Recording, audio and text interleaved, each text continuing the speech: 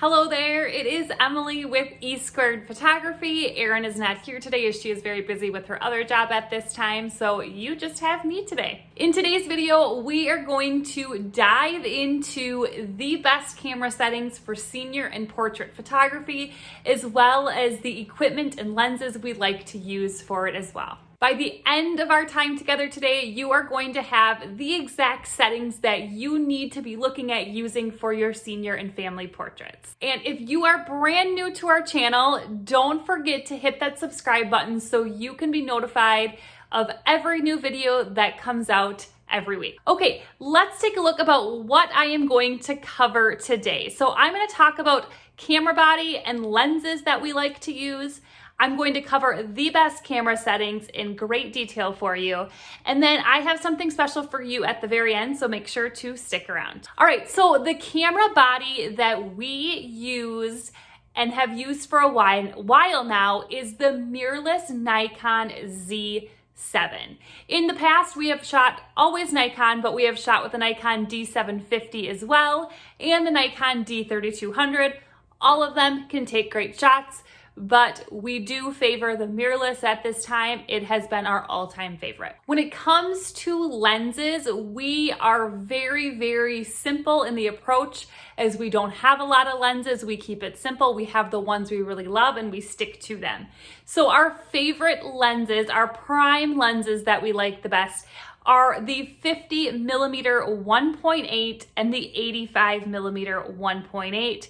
The 50mm we are using almost always for our families, and the 85 almost always for our seniors. Now, for senior and family portraits, we a lot of times are shooting just prime lenses. Rarely will we use zoom lenses, but other really great lenses for this type of photography, if you are a photographer that you know you love zoom lenses, a 24 to 70mm and a 70 to 200mm are very good lenses for this type of photography as well. Comment below in the comments for us and let us know what is your favorite lens, or what lens maybe are you using at this time. Okay, so when I say that I'm going to talk about the best camera settings, when I'm talking about camera settings, the most important camera settings that you should fully understand and that we're gonna go into and talk about what we use for these settings is we're talking about manual mode. So we're talking about ISO, we're talking about aperture, we're talking about shutter speed.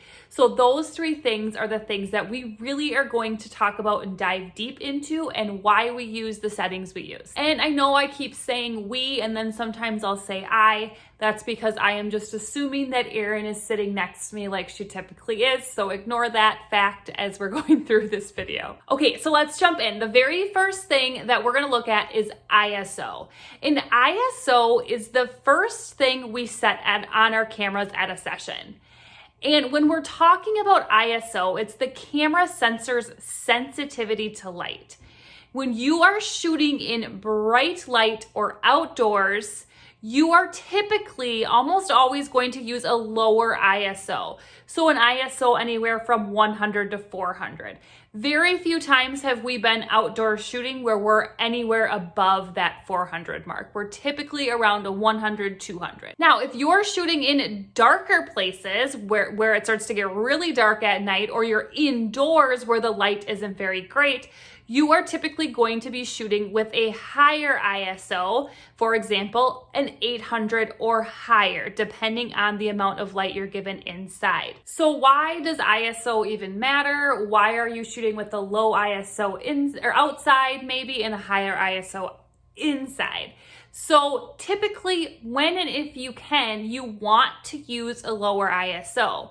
Sometimes when you are in darker places, you're naturally going to have to use a higher ISO to get the exposure that you're looking for in your image.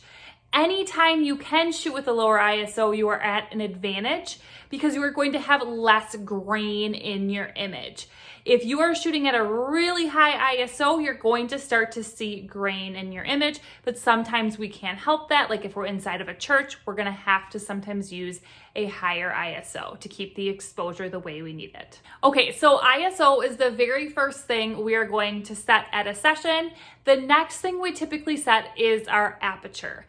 And aperture is the amount, it's the amount of light that can pass through your lens. And sometimes when you're referring to aperture, you're going to hear it referred to as f-stop. So you might see an f2, f2.8, whatever it might be. Now let's talk about when we use certain f-stops or certain apertures. For senior portraits, when we're just shooting one person, we typically use a wide aperture, like an f2 or an f2.8. That's a wide aperture. And the reason for that is because when we're shooting with an aperture that wide, we're going to get that dreamy, creamy bokeh background. Now, when we're shooting a larger group, like family portraits, we're going to use a narrower aperture, like an f3.2, anywhere from an f3.2 to an f6. The reason for that is we need to get every single person in focus. And if we were to shoot with a f2.2, for example, we might have out of focus subjects and we do not want that. Now, when you're shooting with that higher f-stop number or that narrower aperture, however you want to look at it, you are going to naturally have a more crisp background. So we typically set our ISO, and then we set our aperture based on how many people we are shooting. And then the next thing we are going to set on our camera is our shutter speed. And this is the one that you see us change the most often on our cameras during a session. Now, we really feel that shutter speed is the most important part to manual mode, okay? Because shutter speed is the amount of time your shutter is open. So when you have a really fast shutter speed, like let's say a 1/1000, you are going to not let very much light travel through your lens. But a slow shutter speed, like 1/30, your shutter is opening and closing slower, so more light can pass through your lens. But what does that all mean and why does it matter? So let's just take a look at for senior portraits.